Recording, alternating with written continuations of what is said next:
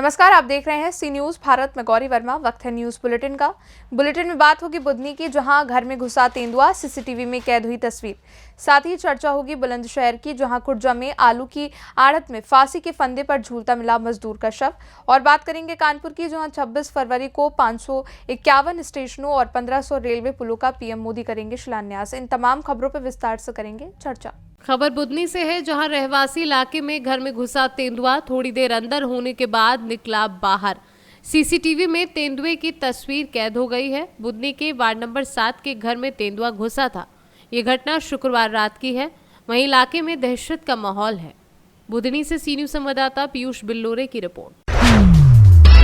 बुलंदशहर में आलू की आड़त में फांसी के फंदे पर झूलता मिला मजदूर का शव। सूचना पर पहुंची पुलिस ने जांच पड़ताल कर शव पोस्टमार्टम को भेजा है।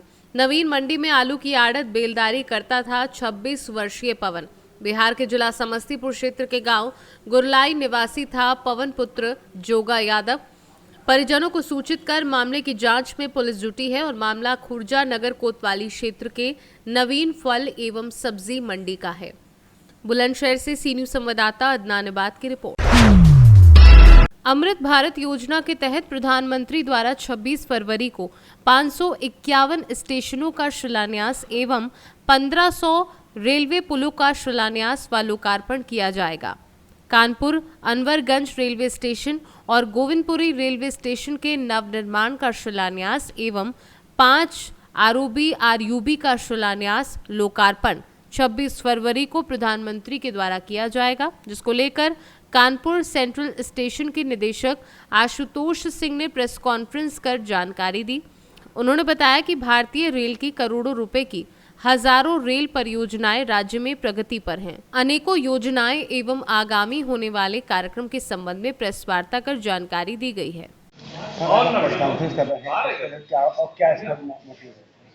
और जैसा कि पता है कि 26 फरवरी को दिन सोमवार को हमारे भारत के यशस्वी प्रधानमंत्री माननीय श्री नरेंद्र मोदी जी द्वारा पूरे भारतीय रेलवे में 551 स्टेशनों को अमृत भारत स्टेशन के रूप में डेवलप करने के साथ साथ करीब 1500 जो रेल ओवरब्रिज और रेल अंडर ब्रिजेज हैं उनका लोकार्पण या शिलान्यास ये करने के लिए ये कार्यक्रम रखा गया है, जिसकी आज सारे जो इसमें ये बहुत ही व्यापक स्तर पे कार्यक्रम है और अनप्रेसिडेंटेड है। किसी भी देश में इतने व्यापक स्तर पे कोई कार्यक्रम ये अभी तक इतने सारी योजनाओं का, जिनकी कुल लागत 41,000 करोड़ रुपए है, इनका एक साथ इतने लागत का और इतनी सारी जगहों पे एक कार्यक्रम नहीं किया गया होगा। तो इस अवसर पे ये प्रेस कॉन्फ्रेंस किया जा रहा है, जिससे कि क्या विकास है, किस तरह का काम हो रहा है, किस प्रकार से काम हो रहा है और किस गति से काम हो रहा है, इसके बारे में हम आप लोगों के माध्यम से, मीडिया के माध्यम से हमारे जनता को ये सूचित कर सकें। कितने होगा गठन? और जैसा कि मैंने बताया, पूरे भारतीय रेलवे में 525 अमृत स्टेशन है और 1500 आरओबीज हैं।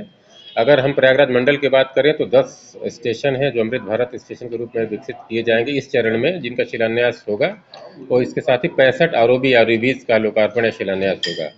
आप केवल अगर कानपुर परिक्षेत्र की बात करें तो यहाँ पे 2 स्टेशन हैं हमारे, गोविंदपुरी और कानपुर अनवरगंज, और इसके साथ ही करीब 6 आरओबीज हैं डिफरेंट स्टेशन। आप इधर करबिगवा सरसोल के बाद से लेके इधर आप रूरा तक चलें, रूरा झींझक तक, तो यहाँ पे करीब 6 हैं। इसके जैसे मैंने बताया कि इसका एक और चरण पहले 6 अगस्त 2023 को हो चुका है, जिसमें कानपुर परिक्षेत्र की बात करें तो कानपुर सेंट्रल रेलवे स्टेशन और पनकी धाम स्टेशनों का शिलान्यास माननीय प्रधानमंत्री महोदय जी द्वारा किया गया था 6 अगस्त 2023 को। ये अगला चरण है, जिसमें कि 10 स्टेशन प्रयागराज मंडल के और परिक्षेत्र के आप लें तो 2 स्टेशन और 65 आरओबीज पूरे मंडल में, इनका एक साथ लोकार्पण शिलान्यास होगा। कौन शामिल होंगे? और जैसे कि पता है कि हम लोगों ने अपने जितने माननीय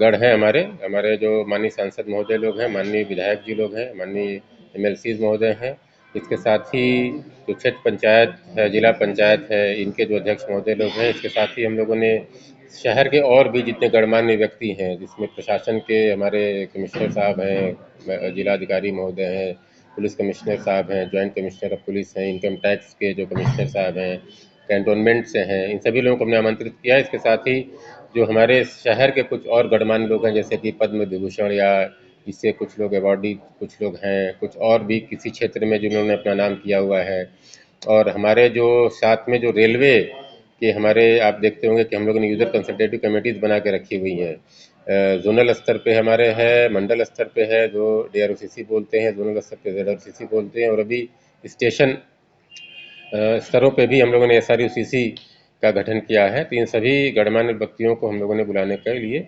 सबको कार्ड भेजकर और मौखिक रूप से टेलीफोनिकली भी व्हाट्सएप के माध्यम से सबको आमंत्रित करने का हम लोगों ने प्रयास किया। कानपुर से कैमरा पर्सन दीपक विश्वास के साथ भरत पांडे की रिपोर्ट। खबर उत्तर प्रदेश के जनपद लखीमपुर खीरी के तहसील निघासन थाना महंगाई के अंतर्गत ग्राम पंचायत छेदुई से है, जहां पतिया में 2 मंजिल इंटर कॉलेज का निर्माण कराया जा रहा है। निर्माण भवन में घटिया सामग्री का उपयोग होने से ग्रामीणों ने विरोध प्रदर्शन कर निर्माण कार्य रुकवा दिया है। बता दें, इंटर कॉलेज निर्माण कार्य में मोरंग में मिट्टी और बालू मिली है और पीली ईंट का प्रयोग किया जा रहा है। अगर इंटर कॉलेज का निर्माण इस तरीके से किया जाएगा तो ये इंटर कॉलेज कब तक टिक पाएगा। ये खबर काफ़ी सुर्खियों में रहने के बाद भी जिम्मेदार अधिकारी चुप्पी साधे हैं। ऐसा लगता है जिम्मेदार अधिकारियों की जेब पहले से ही गर्म कर दी गई है, या तो संबंधित अधिकारी इस तरफ ध्यान नहीं देना चाहते। अब देखना ये होगा कि बच्चों के उज्जवल भविष्य की कामना करने वाले संबंधित अधिकारी इस निर्माण को कितनी मजबूती से बनवाते हैं या चुपचाप बैठे रहेंगे।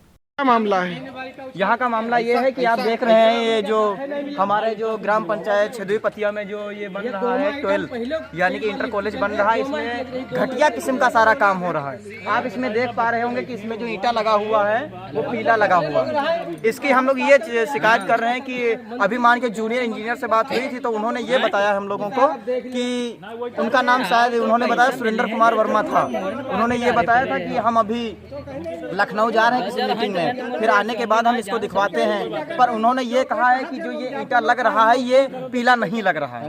वो कह रहे हैं कि ये पीला ईंटा नहीं लग रहा है, तो उन्होंने ये बताया कि हम इसकी जांच करवाते हैं। पर हम लोग चाहते हैं कि जब तक इसकी जांच नहीं होगी तब तक हम लोग काम नहीं करने काम हम लोगों ने बंद करवा। काम कैसे हो पाएगा? कैसे बच्चों का भविष्य उज्जवल हो पाएगा? लखीमपुर से सी न्यूज संवाददाता पुनीत कुमार की रिपोर्ट। खबर मेरठ से है, जहां जमीनी विवाद में चाची ने 7 साल की भतीजी को घर में बंद कर उसके साथ मारपीट की। पीड़ित का आरोप है कि चाची ने धोखे से मकान कब्जाया है। पीड़ित की बच्ची को बुरी तरह से पीटा गया है। मां को चाकू से मारने का भी आरोप है। पूरा मामला खरखौदा थाना क्षेत्र का है।